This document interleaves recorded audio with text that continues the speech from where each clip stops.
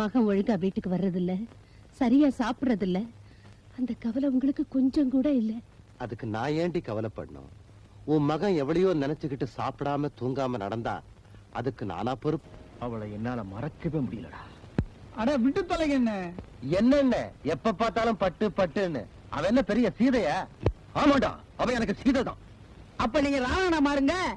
அப்போ ராவணன் கதைய ஆரம்பிச்சிடுங்க, நாங்க முடிச்சிடுறோம். நாங்க இருக்கும் போதே நீங்க எங்கலாமா?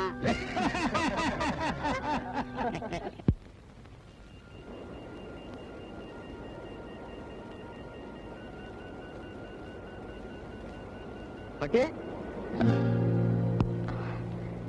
இந்நேரத்துல எங்க பிள்ளை கிளம்பிட்ட? வந்து வந்து வெத்தல வெத்தல பாட்டு கேட்டுச்சு.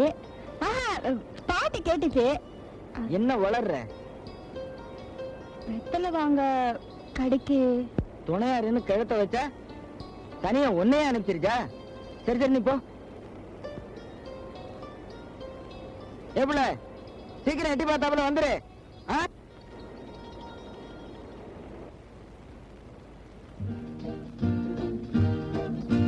ரொம்ப நேரம் காக்க வச்சுட்டேனா?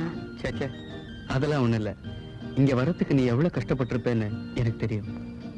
காவலுக்கு கூட வேற ஆள் வச்சுட்டாங்க. வர்றப்ப கூட எங்க அண்ணன் பாத்துடுச்சு. ராஜா, சீக்கிரம் எனக்கு ஒரு வழி காட்டுங்க. பட்டு, நீ ஒண்ணும் பயப்படாத. அடுத்த தடவை நாம சந்திக்கிறப்போ நிச்சயம் நல்ல முடிவோட தான் சந்திப்போம். அப்ப நான் கிளம்பட்டுங்களா? தைரியமா போப்பட்டு. இந்த தொல்லைக்கெல்லாம் இன்னைக்குதான் கடைசி நாள். போயிட்டு வா, கவலைப்படாத. தைரியமா போயிட்டு வா.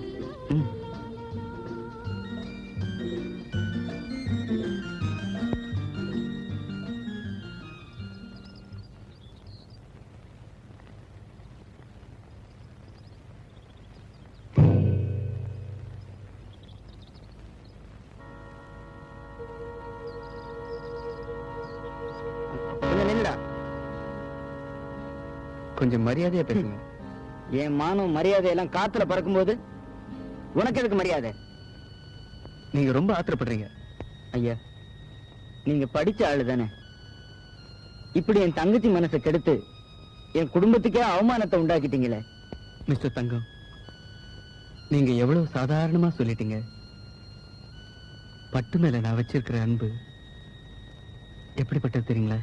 கடற்கரையில தினமும் இப்படியே பேசுற பல பேரை பார்த்திருக்கேன். நீங்க சொல்றது தப்பு. என்னால உங்க குடும்பத்துக்கோ உங்க குப்பத்துக்கோ எந்த மாதிரி அவமானமும் ஏற்படாத அளவுக்கு நான் பட்டுவ கல்யாணம் பண்ணிக்கத்தான் போறேன். ஐயா, நீங்க ஏதோ ஒரு வேகத்துல பேசுறீங்க. அதெல்லாம் மறந்துருங்க. எங்களை நிம்மதியா இருக்க விடுங்க.